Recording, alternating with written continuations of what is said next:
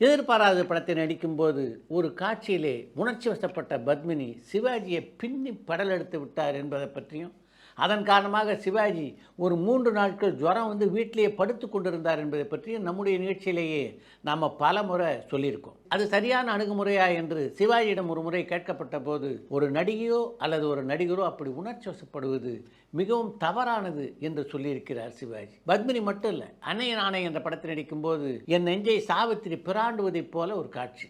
உணர்ச்சி வசப்பட்ட சாவித்திரி என் நெஞ்சை பராண்டிக்கிட்டே இருக்காரு. என் நெஞ்சிலிருந்து ரத்தம் அடைய தொடங்கிவிட்டது. உடனே படப்பிடிப்பை நிறுத்திவிட்டு தண்ணி ஊற்றி என்னுடைய மார்பை நான் துடைத்து கொண்டேன். அடுத்து என்னுடைய கையில் இருந்த டவலால் சாவித்திரி நான் நடிப்பது போல ஒரு காட்சி.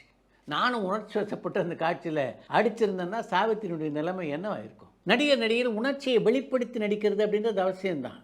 ஆனால் அதே நேரத்தில் அந்த பாத்திரத்துக்குள்ளேயே உள்ளே போயிட்டார் அப்படின்னு சொல்கிறதுக்கு அதையெல்லாம் என்னால் ஏற்றுக்கொள்ள முடியாது. அந்த பாத்திரத்துக்குள்ளேயே போய் நடிக்கும்போது நிச்சயமாக உங்களை நீங்கள் மறந்துடுவீங்க. ஒரு காட்சியில் நடிக்கும்போது எங்கே லைட் இருக்குது, எங்கே அந்த லைட்டை வாங்கணும், கேமரா எங்கே இருக்குது, பக்கத்தில் இருக்க நடிகர்கள் எங்கே இருக்காங்க, இதெல்லாம் கவனித்தில் ஒரு நடிகையோ நடிக்கணும்.